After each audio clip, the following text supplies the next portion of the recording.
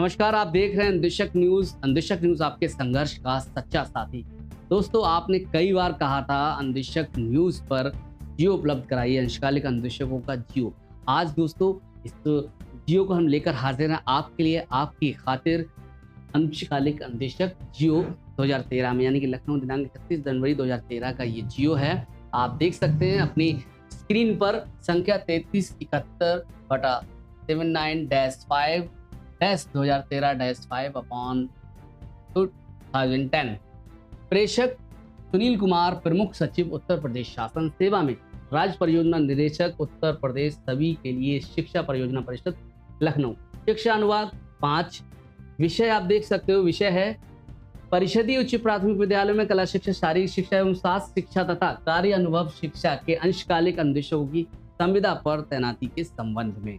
संविदा पर तैनाती संबंध में है महोदय, उपर्युक्त विषयक अपने पत्रांक इतने पत्रांक अंशकालिक अनुदेशक इतने कृपया संदर्भ ग्रहण करने का कष्ट करें। 2 नंबर पर उक्त संबंध में मुझे ये कहने का निर्देश हुआ है कि परिषदीय उच्च प्राथमिक विद्यालय में कला शिक्षा, शारीरिक शिक्षा, स्वास्थ्य शिक्षा तथा कार्य अनुभव शिक्षा के अंशकालिक अनुदेशकों की संविदा पर तैनाती के संबंध में निर्गत शासन आदेश संख्या इतने को निरस्त करते हुए निम्नवत प्रावधान किए गए हैं। 6 से 14 वय वर्ग के बच्चों को निःशुल्क एवं अनिवार्य शिक्षा प्राप्त करने हेतु दिनांक 1/4/2010 से निःशुल्क एवं अनिवार्य बाल शिक्षा का अधिकार अधिनियम 2009 लागू किया गया है। उक्त अधिनियम में प्राथमिक एवं उच्च प्राथमिक विद्यालयों में शिक्षा की सुव्यवस्था हेतु छात्रों की संख्या के आधार पर शिक्षकों के मानक तय किए गए हैं। 100 से अधिक छात्र संख्या वाले उच्च प्राथमिक विद्यालयों में प्रति 35 छात्रों पर 1 अध्यापक, न्यूनतम 3 अध्यापक एवं 1 प्रधानाध्यापक तथा 3 विषयों कला शिक्षा, स्वास्थ्य एवं शारीरिक शिक्षा तथा कार्य शिक्षा के लिए 1 अंशकालिक अंदेशक रखे जाने का प्रावधान है। अब आप देख सकते हैं तदनुसार वर्ष 2010-11 के सप्लीमेंट्री प्लान में भारत सरकार का प्लान था। ये भारत सरकार द्वारा 100 से अधिक छात्र संख्या वाले विद्यालय में 100 से अधिक छात्र संख्या वाले विद्यालय, यानी कि जो कि प्रदेश में उस वक्त थे 13,769 उच्च प्राथमिक विद्यालयों में कला शिक्षा, स्वास्थ्य शिक्षा एवं शारीरिक शिक्षा तथा कार्य शिक्षा के पृथक अंशकालिक अनुदेशकों के पद स्वीकृत किए गए हैं और 13,769 अंशकालिक अनुदेशकों पदों की स्वीकृति प्रदान की गई है, जो कि प्रदेश में कुल 41,307 पद थे। हमारे 41,307 पद उस वक्त सृजित थे, स्वीकृत थे, जिस पर भर्ती करनी थी और भर्ती हुई। अंशकालिक अनुदेशकों को चयन नियुक्ति की व्यवस्था निर्मित की जाती है। ये चयन नियुक्ति किस तरीके से करना है? पॉइंट नंबर 1 में आप देख सकते हैं अंशकालिक अनुदेशकों की चिन्हांकन एवं चयन की प्रक्रिया। ये चयन की प्रक्रिया है इस तरीके से, यहाँ पर इनका चयन हुआ। जिस विद्यालय में 100 छात्र संख्या थी वहां पर चयन करना था। जिला विशिष्ट शिक्षा अधिकारी के माध्यम से राज्य परियोजना कार्यालय को सूचना उपलब्ध करानी थी कि किन किन विद्यालयों में, प्रदेश के किन किन विद्यालयों में 100 छात्र संख्या है, 100 जो छात्र हैं, वो विद्यालयों की सूची हमें उपलब्ध कराई जाए। विद्यालयवार समाचार पत्रों में प्रकाशित करवाई जाए। दिए गए विवरण के आधार पर पृथक 3 विषयों की वरीयता सूची NIC द्वारा तैयार की जाएगी। NIC द्वारा तैयार की गई थी, उसके द्वारा तैयार की गई थी इनकी विद्यालयों की। अब 2 नंबर, जिला विशिष्ट शिक्षा अधिकारी 100 से अधिक छात्र संख्या वाले चिन्हित उच्च प्राथमिक विद्यालयों की सूची विकास खंडवार तैयार की जाएगी तथा विज्ञप्ति के समय ऐसे विद्यालयों की सूची समाचार पत्रों में प्रकाशित की जाएगी जिसमें अंशकालिक अनुदेशकों की आवश्यकता है। जिनमें अब 30 नंबर पर आप देख सकते हो, तीसरा पॉइंट, अंशकालिक अनुदेशकों के 41,307 पद तत्समय 71 जनपदों हेतु स्वीकृत किए गए थे। वर्तमान में 75 जनपद हैं, अतः नवीन विद्यालयों में मूल जनपद से ही उतने पद स्थानांतरित किए जाएंगे जितने पदों की नवीन जनपद में आवश्यकता है। इस हेतु राज्य परियोजना कार्यालय से पूर्वानुमोदन प्रदान कर दिया जाए। मूल जनपद के बीएसए एवं नवीन जनपद के बीएसए ऐसे विद्यालयों की सूची को संयुक्त रूप से हस्तांतरित करेंगे। अंशकालिक अनुदेशकों के आवेदन पत्र ऑनलाइन द्वारा प्राप्त किए जाएंगे, जिसकी विस्तृत प्रक्रिया के पत्रों में दी जाएगी। 5वां पॉइंट है, अंशकालिक अनुदेशकों को 7,000 रुपए प्रतिमाह नियत मानदेय दिया जाएगा। 7,000 रुपए की सैलरी थी उस वक्त, मानदेय था। क्योंकि अंशकालिक अन्वेषकों को नियत मानदेय 7,000 प्रतिमाह रखा जा रहा है, अतः अभ्यर्थी को उसी जनपद का निवासी होना चाहिए। ये पहला नियम था कि अन्वेषक जो अंशकालिक अन्वेषक है वो जिसमें आवेदन कर रहा है उस जनपद का मूल निवासी होना चाहिए, ताकि वह शिक्षण कार्य सुगमता से कर सके, आने जाने में व्यवस्था को वो संभाल सके।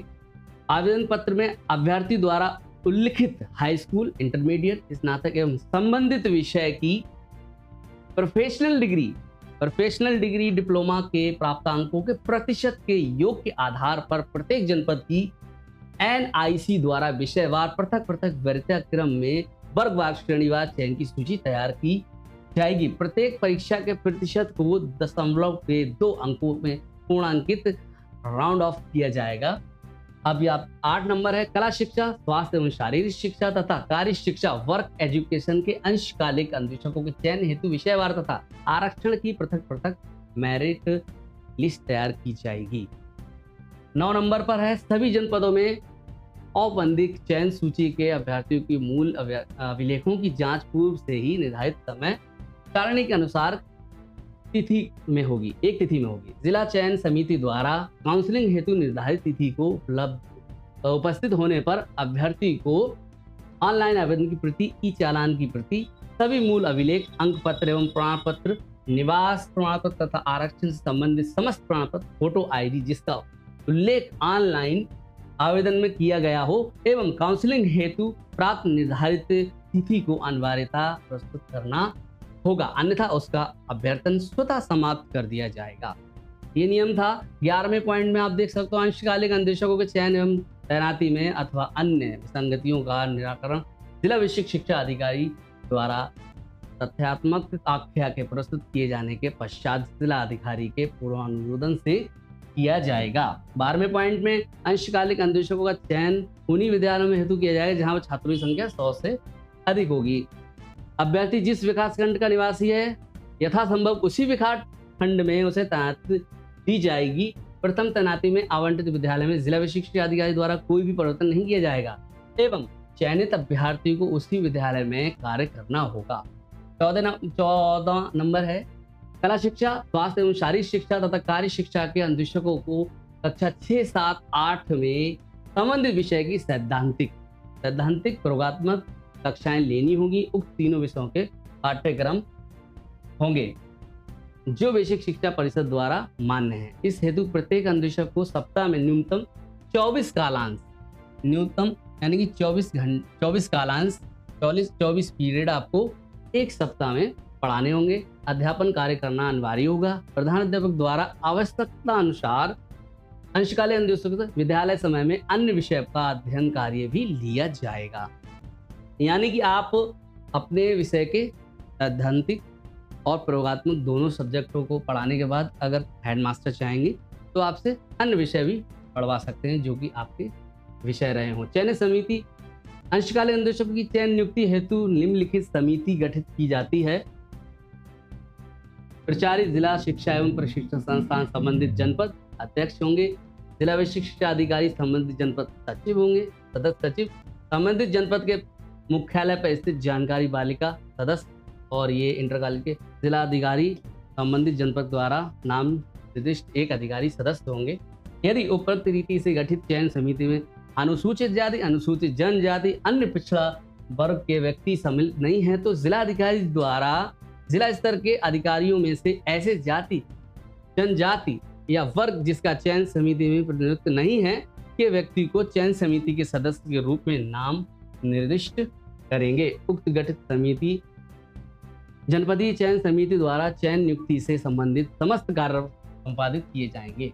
चयनोपरांत सूची का अनुमोदन संबंधित जनपद के जिला अधिकारी से प्राप्त करना अनिवार्य होगा। अंशकालिक अन्वेषकों की शैक्षिक अर्हता, ये तो आप सभी जानते हैं। उपरोक्त तीनों विषयों के अंशकालिक अन्वेषकों की संविदा पर तैनाती हेतु शैक्षिक अर्हता निर्धारित की गई है। शैक्षिक अर्हता कला शिक्षा, आर्ट एजुकेशन के लिए कला शिक्षा हेतु अंशकालिक अन्वेषकों की शैक्षिक अर्हता निम्नलिखित होगी। इंटरमीडिएट कला विषय से साथ साथ BA होना चाहिए अथवा ड्राइंग पेंटिंग के साथ BA हो, अथवा इंटरमीडिएट के साथ भारत में विधि द्वारा स्थापित किसी भी विश्वविद्यालय अथवा मान्यता प्राप्त संस्थान द्वारा प्रदत्त कला में विशेष उपाधि, डिप्लोमा या डिग्री होनी चाहिए। अब आप शैक्षिक अर्हता स्वास्थ्य एवं शारीरिक शिक्षा के लिए, हेल्थ एंड फिजिकल एजुकेशन के लिए स्वास्थ्य एवं शारीरिक शिक्षा हेतु अंशकालिक अनुसूची की शैक्षिक अर्हता निम्नलिखित होगी। स्नातक तथा राज्य सरकार द्वारा मान्यता प्राप्त व्यायाम शिक्षा में डिप्लोमा अथवा भारत में विधि द्वारा स्थापित किसी विश्वविद्यालय द्वारा प्रदत्त व्यायाम शिक्षा में उपाधि, डिप्लोमा अथवा उसके समकक्ष कोई अन्य योग्यता। शैक्षिक अर्हता कार्य शिक्षा वर्क एजुकेशन के लिए, कार्य शिक्षा वर्क एजुकेशन में 4 विषय हैं, क्रमशः कंप्यूटर शिक्षा, गृह शिल्प, संबंधित कला, उद्यान विज्ञान एवं फल संरक्षण तथा कृषि विषय प्राविधानित हैं। कार्य शिक्षा के उपरांत 4 विषयों में से प्रति विद्यालय एक ही विषय का चयन करते हुए संबंधित विषय के एक अंशकालिक अनुदेशक की नियुक्ति विद्यालय में की जाएगी। शिक्षा के क्षेत्र में वर्तमान परिप्रेक्ष्य को दृष्टिगत रखते हुए जनपद में कंप्यूटर शिक्षा के लिए 35%, गृह शिल्प एवं संबंधित कला के लिए 35%, उद्यान शिक्षा एवं फल संरक्षण के लिए 15% तथा कृषि विषय के लिए 15% विद्यालयों में विषयवार अंशकालिक अनुदेशकों का चयन कराया जाएगा। कंप्यूटर एजुकेशन में कंप्यूटर शिक्षा के अंशकालिक अनुदेशकों उन्हीं विषयों से हेतु चयन किया जाएगा जैसे कि कंप्यूटर एडेड लर्निंग से आच्छादित होंगे तथा जिसमें नामांकन 100 से अधिक छात्र संख्या होगी। कंप्यूटर के अनुदेशकों हेतु शैक्षिक अर्हता निम्नलिखित होगी। BSc इन कंप्यूटर साइंस अथवा BCA है। उसके बाद DOC में A लेवल का कोर्स होना चाहिए तथा स्नातक भी हो साथ में। गृह शिल्प एवं संबंधित कला के लिए गृह शिल्प एवं अंशकालिक अनुदेशकों की शैक्षिक अर्हता होगी। गृह शिल्प होम साइंस या गृह अर्थशास्त्र, होम इकोनॉमिक्स या घरेलू विज्ञान, डोमेस्टिक साइंस या गृह कला, होम आर्ट में स्नातक। उद्यान शिक्षा एवं फल संरक्षण में BSc, कृषि के साथ साथ फल संरक्षण का विशेष डिप्लोमा होना चाहिए।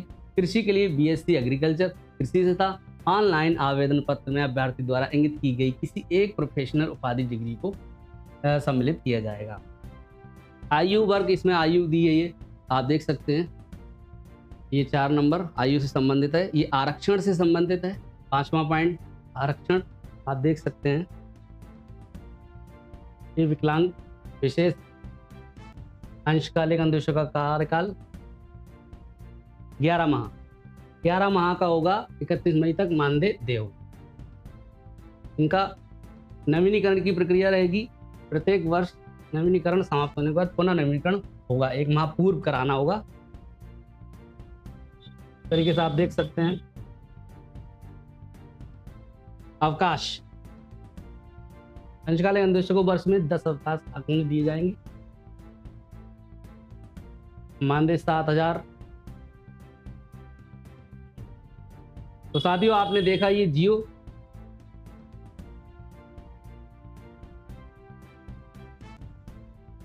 अगर चाहेंगे तो आपको ये PDF डिस्क्रिप्शन में हम लिंक कर देंगे, वहां से आप डाउनलोड कर सकते हैं। ये पूरा जियो आप देख रहे हैं सिर्फ और सिर्फ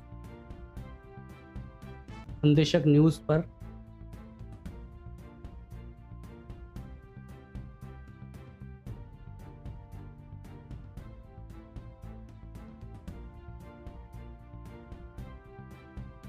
तो साथियों, आप देख सकते हो इन जनपदों में क्या क्या पद थे। ये सब पूरा A to Z 41,307 अपने पूरा